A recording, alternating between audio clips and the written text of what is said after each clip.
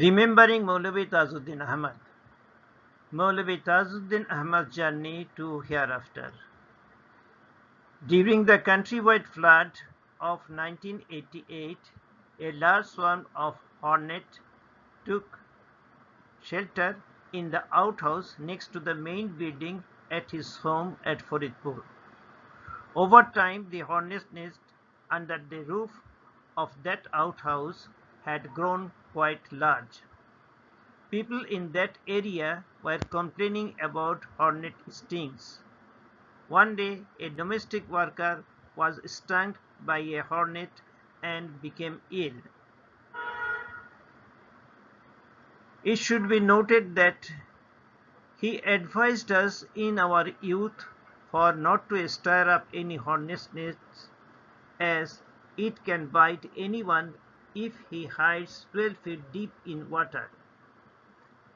তিনি বলতেন, যদি কেউ ভীমরুলের চাকে ঢিল মারে তাহলে সে ভীমরুল উত্তেজিত হয়ে সে লোককে কামড়াতে পারে যদিও সে পানির 12 হাত নিচে লুকিয়ে থাকে। Despite knowing the venomous and destructive power of hornets,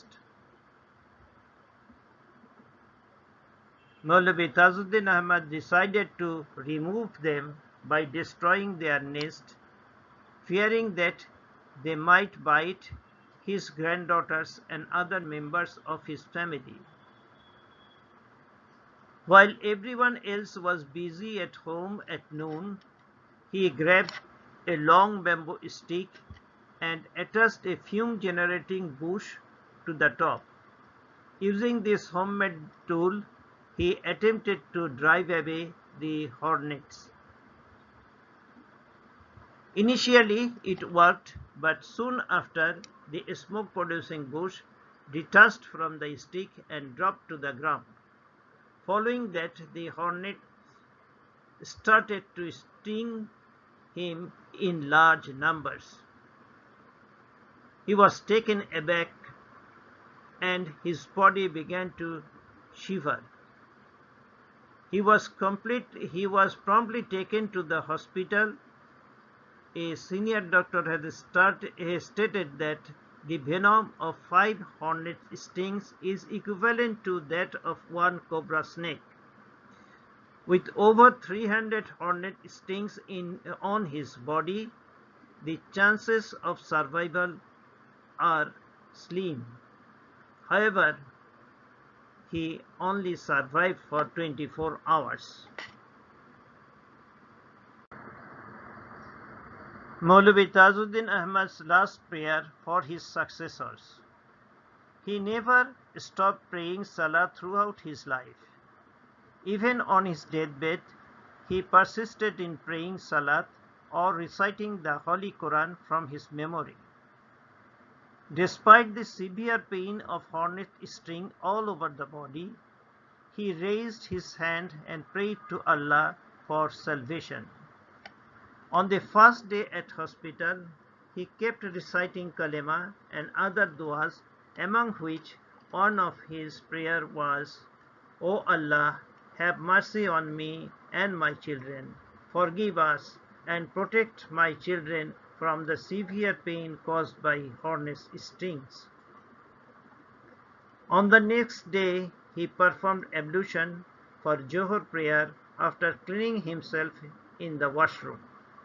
But after returning to bed from washroom, he was having trouble breathing. He was consistently reciting kalima in a very weak voice. It was heard very softly from his mouth, "Allah, Allah, la ilaha illallah, Muhammadur Rasulullah." But in no time, his recitation of kalima was obscured.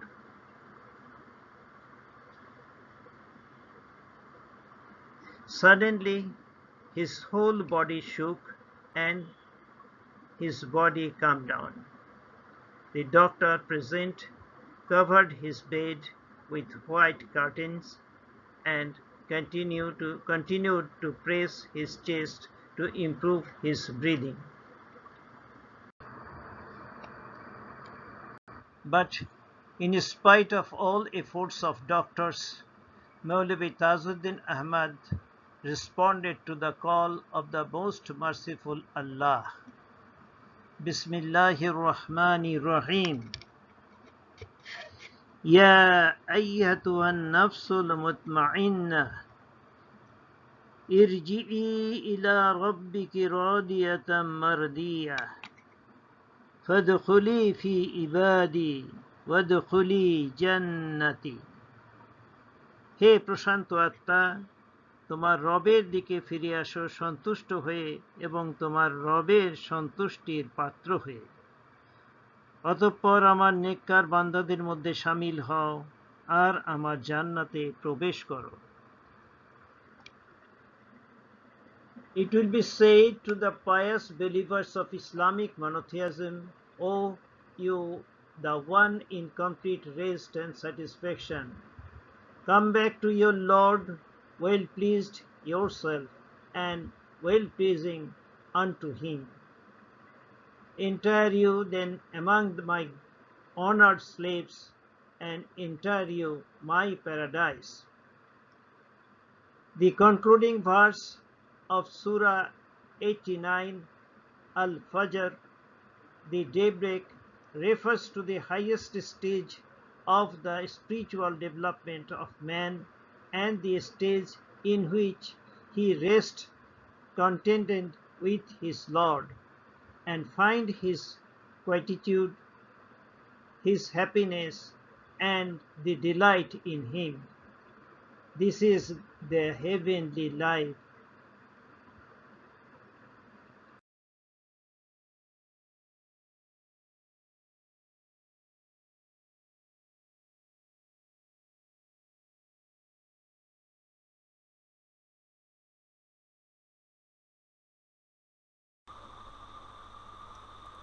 With the death of Moulavi Tajuddin Ahmad, we have not only lost our father but also a Naibi Rasul, that is, a true follower of Rasulullah sallallahu alaihi wasallam. Some of his features are mentioned here, which were revealed through his activities. Number 1, faith, that is Iman. He had a strong belief in the oneness of Allah, that is Tawheed, and the prophethood of Muhammad, peace be upon him, and adherence to the teachings of Islam.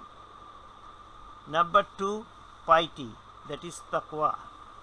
He had consciousness of Allah in all aspects of life, which led him to take righteous actions and avoidance of sinful behavior. Number 3, humbleness, that is tawaddu. He had demonstrated modesty and humility in dealing with others, regardless of one's position or status. Number 4, patience and perseverance, that is sabr. He had demonstrated perseverance in enduring trials and tribulations with patience, relying on the wisdom and mercy of Allah. Compassion and mercy. He displayed kindness, compassion, and mercy to all beings, emulating the Prophet Muhammad sallallahu alaihi wasallam, who is considered a mercy to the all worlds. Justice.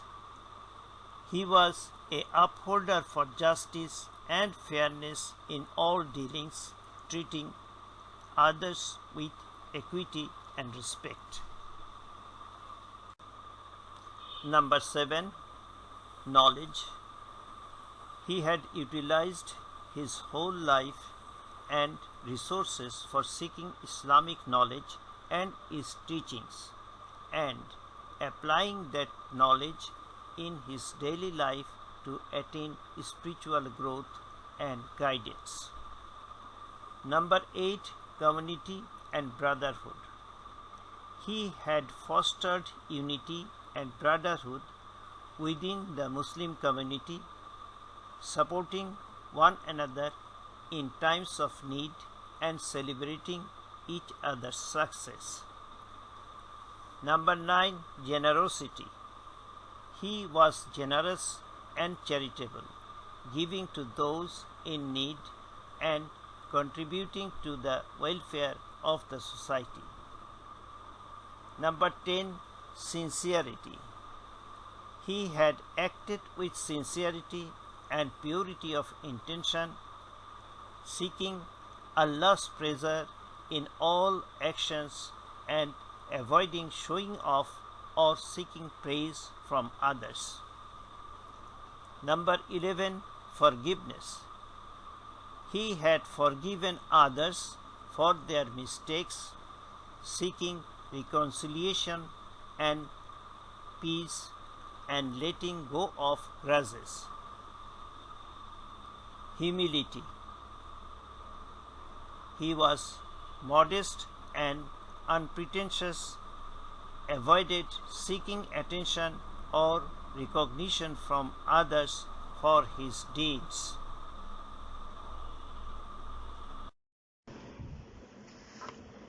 Remembering Moulavi Tajuddin Ahmad. Impact on community. Testimonials and impact stories of Group Captain Syed Ahmad Beg, Secretary, Government of Bangladesh. A letter dated 30th October 1988 from Group Captain Syed Ahmad Beg to Mrs. Tajuddin Ahmad about the impacts of Moulavi Tajuddin Ahmad on him, meant for all family members and future generations of Moulavi Tajuddin Ahmad. শ্রদ্ধেয়া মামি, আমার সালাম নিবেন। মামার ইন্তেকালের কিছুক্ষণ পরেই আবুর মাধ্যমে এই দুঃসংবাদটি আমার নিকট পৌঁছে। ইন্না লিল্লাহি ওয়া ইন্না ইলাইহি রাজিউন। মামার ইন্তেকাল ব্যক্তিগতভাবে আমার একটি অপূরণীয় অভাব সৃষ্টি করেছে। আমাদের এমন গভীর শ্রদ্ধার পাত্র, এমন হিতাকাঙ্ক্ষী বুজুর্গ মুরব্বী আর কেউই জীবিত নাই। মামার স্নেহ ও দয়া আমার কাছে ছিল অতুলনীয় মূল্যবান সম্পদ। ছাত্র জীবন থেকেই কর্মজীবনের প্রতিটি ধাপে দীর্ঘ 40 বছর যাবৎ তিনিই ছিলেন আমার আদর্শ। মামার উন্নত চরিত্র, আদর্শে অবিচলতা, ন্যায়পরায়ণতা, পর্বত প্রমাণ অটল ঈমান এবং উচ্চশিক্ষা ও ধর্মীয় শিক্ষার সুমধুর সমন্বয়ে গঠিত সমুজ্জ্বল ব্যক্তিত্ব আমাকে চিরদিন অনুপ্রাণিত করেছে। আমার ছোটবেলা থেকে আজ পর্যন্ত সেই অনুপ্রেরণার উৎস আজ আর নেই। এই উপলব্ধি আমার অন্তরে এক বিরাট শূন্যতার সৃষ্টি করেছে। এই চিঠির ডিকটেশন দিতে দিতে আমার চোখে বারবার অশ্রুসিক্ত হয়ে যাচ্ছে এবং গলা কেঁপে যাচ্ছে আবেগের ভরে। পিছনের অনেক কথাই আজ মনে পড়ছে। 1940 দশকের প্রথম দিকে আপনাদের বিয়ের পর মামা যখন আপনার হাত ধরে গ্রামে আসলেন, সেই স্মৃতি এখনও আমার কাছে উজ্জ্বল। সুরুচি, ধর্মপরায়ণতা এবং উচ্চ আদর্শের স্নিগ্ধ ছাপ ও দৃঢ়তা মামার মুখে ও ব্যক্তিত্বে দেখা যেত। তার প্রতি কথায় ও ভাব প্রকাশের মধ্যে ছিল আমার জন্য বিরাট অনুপ্রেরণা। তখন থেকেই আমার ইচ্ছে হয়েছিল মামার মতোই একজন আদর্শ পুরুষ হব, যার মধ্যে থাকবে ইসলামী চিন্তাধারা এবং উচ্চশিক্ষার সমন্বয়ে চরিত্রের দৃঢ়তা। মামা ছিলেন তখন আমার কাছে একজন মহাপুরুষ। আমিও তখন সেই ছাত্র জীবনে মহাপুরুষ হওয়ার স্বপ্ন দেখতাম। তাই তিনি যখনই গ্রামে আসতেন, আমি ছুটে যেতাম মামাকে দেখতে এবং তার কথা শুনে কিছু শিখতে এবং তার ব্যক্তিত্বকে অনুসরণ করতে। আমার জীবনে মামার প্রভাব অনেক। আমি চেষ্টা করেছি তার মতো সিরাতুল মুস্তাকিম অর্থাৎ সোজা পথে থেকে কর্মজীবনে অগ্রসর হতে। আধুনিক শিক্ষা ও ধর্মীয় শিক্ষার সমন্বয়ে একজন ইমানদার মুসলমান হিসেবে কর্মজীবনে অগ্রসর হতে। জীবনের অনেক অবস্থায় মামার আদর্শ সামনে রেখে সিদ্ধান্ত নিয়েছি এবং আল্লাহর রহমতে সফল হয়েছি।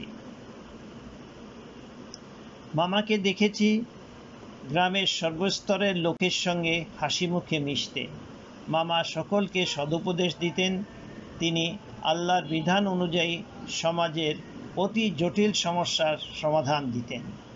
উত্তেজিত গ্রামবাসীর মধ্যে সামাজিক ঝগড়ায় কোরআন শরীফ হাতে করে তাকে আমি বিচার করতে দেখেছি। মামা ঈদের জামাতের ভাঙার প্রচেষ্টায় ব্যর্থ করার জন্য তিনি অতি উদার ব্যাখ্যা দিয়ে সমস্ত গ্রামের লোকদের একসঙ্গে নামাজ পড়ার ব্যবস্থা করতেন। এমন অনেক ঘটনাই আজ আমার মনে পড়ছে। বিমান বাহিনীতে যোগদানের পরেও মামার সঙ্গে আমি সবসময় যোগাযোগ রেখেছি। মনে পড়ে 1954 সালে একদিন বলাকোট থেকে নৌকায় গোপালগঞ্জে যাওয়ার সময় মামার কাছে তার জীবনের অনেক ঘটনা শুনলাম। সরকারি চাকরিতে কিভাবে তিনি নিজের আদর্শ অনুযায়ী চলতে গিয়ে বিভিন্ন সময় অসুবিধার সম্মুখীন হয়েছেন, বিপদে পড়েছেন, আর্থিক প্রলোভন সংলগ্ন করতে কিভাবে নিজেকে নফসের সাথে যুদ্ধ করেছেন এবং প্রলোভন দানকারীদের বিতাড়িত করেছেন, তার অনেক ঘটনাই মামা আমাকে বলেছেন। অনেক প্রতিকূল পরিস্থিতিতে এমনকি বিপদেও তিনি অন্যায় ও অসত্যের সঙ্গে আপোষ করেন নাই। এই সব ঘটনা আমার মনে গভীর রেখাপাত করে এবং মামার এই আদর্শ আমাকে চিরদিন অনুপ্রেরণা যোগাবে। ঈমান, চরিত্রের দৃঢ়তা, উচ্চ চিন্তাধারা ও নির্লোভ নিষ্কলুষ জীবনযাপন, এইসব দিকের বিবেচনায় মামা ছিলেন একজন মহাপুরুষ। আমি জানি এই মূল্যায়ন আমার আবেগপ্রবণ অত্যুক্তি নয়। উচ্চাশা, অভাব, লোভ, লালসার সমন্বয়ে গঠিত মানব জীবনের কোষ্ঠীপাতরে যাচাই করা ইহা একটা অতি বাস্তব মূল্যায়ন। বলাকোট গ্রাম, গোপালগঞ্জ, ফরিদপুর এবং বাংলাদেশের কতগুলো লোক এই আদর্শবান মহান ব্যক্তিত্বের আলোকছটা দেখতে পেরেছে এবং তাকে সঠিক মূল্যায়ন করবে জানি না। তবে আমাদের ভবিষ্যৎ বংশধরদের জানা উচিত যে তাদের পূর্বপুরুষদের মধ্যে এমন একজন আদর্শবান ব্যক্তিত্ব ছিলেন যার জন্যে আমরা গর্ববোধ করতে পারি এবং যার আদর্শে আমরা অনুপ্রাণিত হতে পারি। আমার এই দীর্ঘ চিঠির একটাই উদ্দেশ্য এবং আশা করি আমার এই চিঠিটি তাদের মধ্যে কেউ পড়ার সুযোগ পাবে। মামার মতো একজন বুজুর্গ, অলি ও মুরব্বির দোয়া ছিল আমার কাছে অতি মূল্যবান। এই জন্যেই মামার দেখা পাওয়ার সুযোগ পেলেই ছুটে যেতাম, তা গ্রামেই হোক, ফরিদপুরে হোক বা ঢাকায় হোক। গ্রামে দেখা হলে যতক্ষণ সম্ভব তার কাছেই রয়েছি। ফরিদপুর হয়ে দেশে আসা যাওয়ার সময় মামার সঙ্গে দেখা করেছি। ঢাকায় আসলে আবুর বাসায় গিয়ে দেখা করেছি। মামার স্নেহমাখা আশীর্বাদ ও উপদেশ আমার প্রয়োজন ছিল। গত বছর সরকারের সচিব পদে আমার নিয়োগের পর আমি ফরিদপুর গিয়ে মামার সঙ্গে দেখা করি এবং দোয়া চাই। সেই দিনের দেখাই মামার সঙ্গে আমার শেষ দেখা। সেই আবেগপূর্ণ দোয়া ও স্নেহমাখা মুখটি এখনো আমার সামনে ভাসছে। পরম করুণাময় আল্লাহর কাছে মোনাজাত করি, হে খোদা, ইসলামের এই মুজাহিদ, এই মোমেন ও আদর্শবান মহাপুরুষকে তুমি বেহেশতের উচ্চ স্থানে অধিষ্ঠিত করো, তার রূহকে শান্তিতে রাখো এবং তার দোয়া যেন আমাদের জন্য চিরদিন থাকে। আমিন। আমার জন্য দোয়া করবেন। ইতি Syed Ahmad.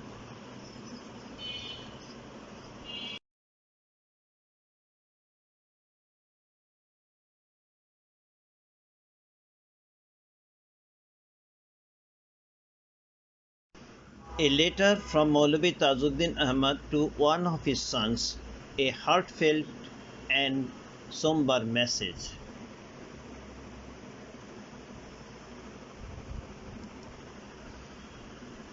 Faridpur, 23rd September 1981.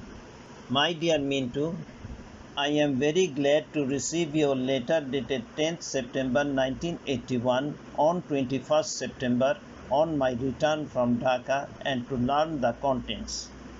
I quite appreciate your idea to keep us both with you, especially for our health reasons in our old age. It is quite a reasonable phenomenon.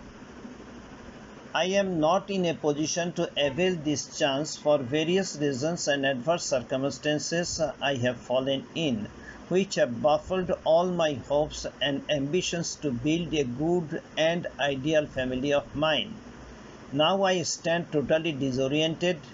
I have become fed up with my life, which I shall have to drag on till it is withdrawn by Allah. So I have lost all my hope in life and therefore have no care for health and its improvement. I do not like to prolong my fading life by any medical treatment, as I find that I have outlived my utility and should have died long before. I do not find pleasure anywhere, as I have no joy in my mind. So there is little hope of improvement in my life by change of place. I have bought your medicine here on 21st September. I am taking Fidaplex once daily, but little hope of improvement. It is not possible for me to disclose my difficulties to others, and it will only aggravate my sorrows and sadness without producing any relief for me and not for those concerned with me. It is better therefore for me to suffer my lot alone to my end and not to disturb you or any of my unfortunate children. You need not therefore bother for me. Lintu has received his transfer order on 22nd September 81. He may come here by the first week of October. I like to go Dhaka after he comes here to bring his belongings. I had gone to Dhaka on 19th September 81 to attend marriage ceremony of Paru's daughter on 20th September. I returned on 21st September and got your letter. Jontu has been operated for piles on 21st September. The operation has been successful. None of my children should think for me. All of you should try to prosper in life so that you may not have to suffer an undesirable and hapless life like me.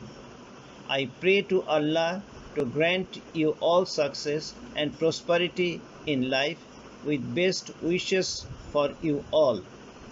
I am well, hope you are. Reply if you like.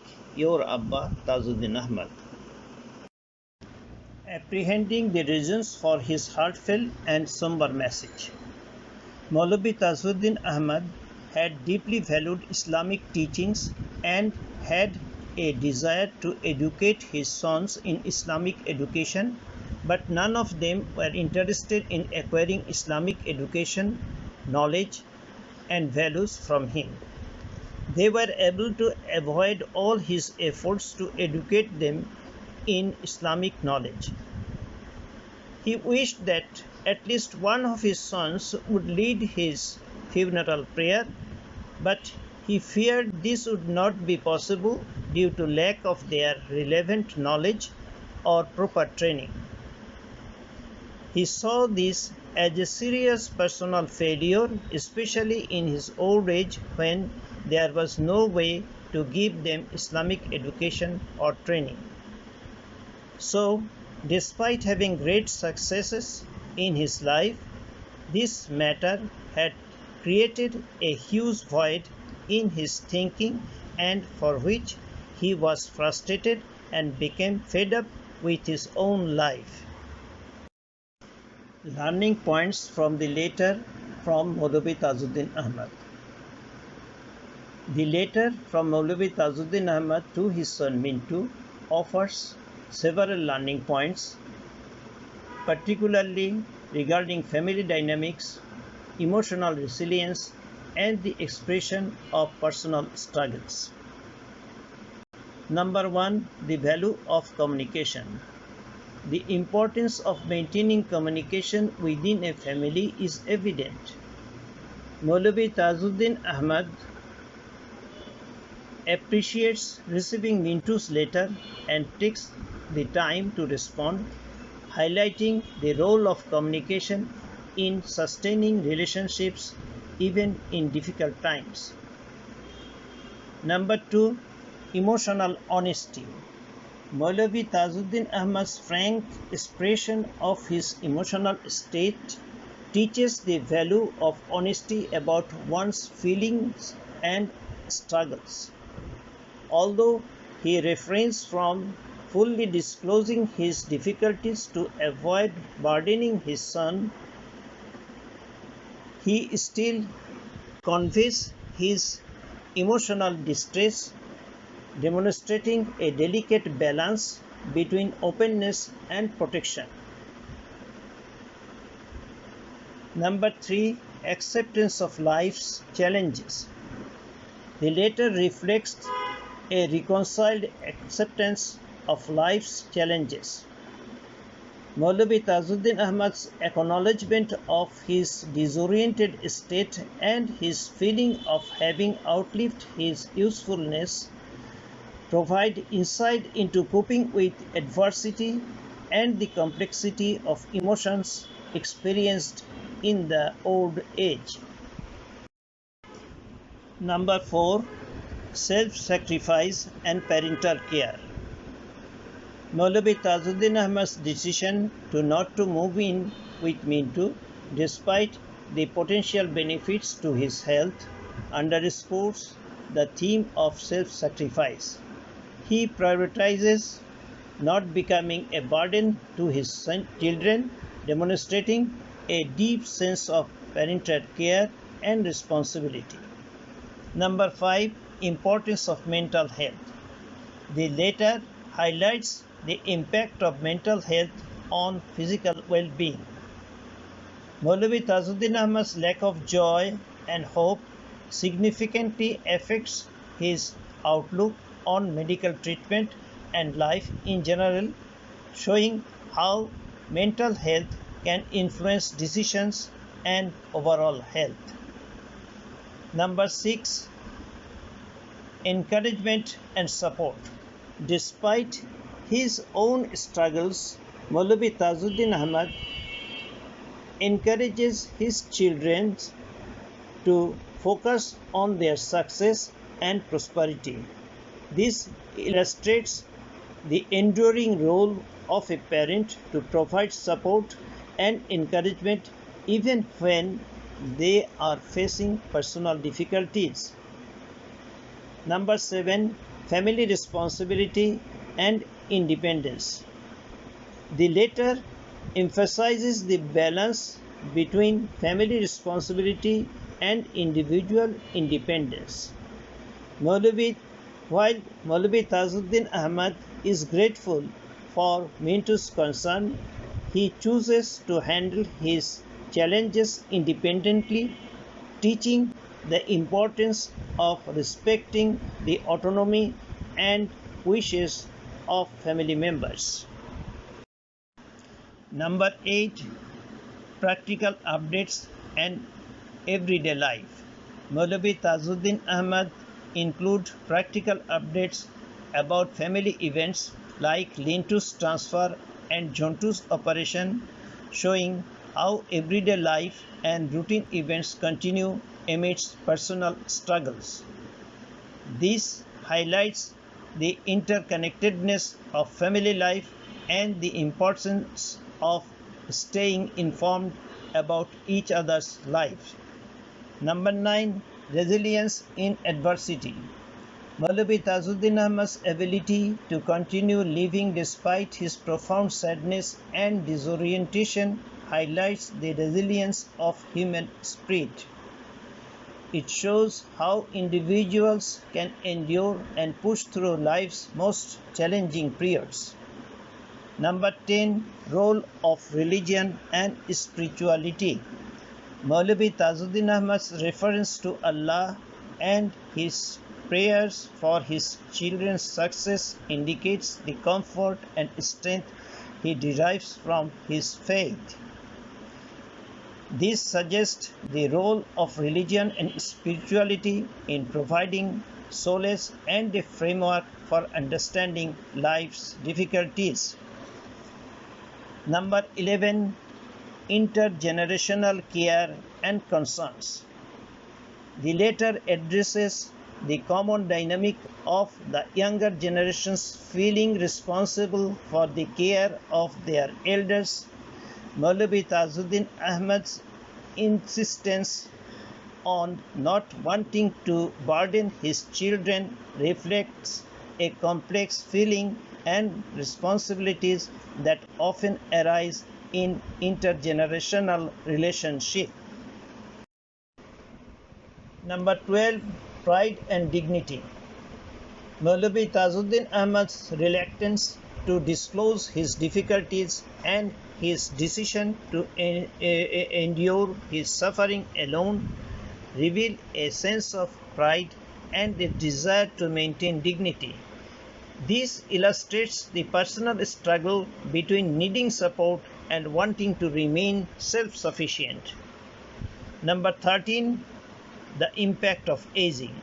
Moulavi Tajuddin Ahmad's reflections on his health and the feeling of having overlived his usefulness touch on broader themes of aging, such as loss of purpose, the decline of physical and mental health, and the existential challenges faced by the elderly. Number 14. Parental love and responsibility. Despite his own unhappiness, his letter is filled with love and concerns for his children's futures. This underscores the enduring nature of parental love and the sense of responsibility parents feel towards their children's well-being, even when they themselves are struggling. Number 15. Legacy and remembrance. By sharing his thoughts and experiences, he is implicitly passing down his wisdom and values to Mintu and others. This act of writing and expressing oneself can be seen as a way of preserving one's legacy and ensuring that one's perspectives and lessons live on. Number 16. Hope for future generations. Moulavi Tajuddin Ahmad's prayer for his children's success and prosperity despite his own lack of hope demonstrates a forward-looking hope that future generations will thrive and find happiness, contrasting his own experiences and struggles. Number 17. Navigating personal and familial expectations. The latter reflects the tension between personal desires and familial expectations. Moulavi Tajuddin Ahmad's decision to remain where he is despite his son's offer highlights the challenge of balancing one's own needs with the expectations and wishes of family members. These points collectively offer valuable lessons on handling personal handicaps, maintaining family connections, and balancing emotional transparency with protecting loved ones from added stress. The multifaceted nature of this letter providing a richer understanding of the themes of resilience, faith, aging, dignity, parental love, and the complexities of intergenerational relationships.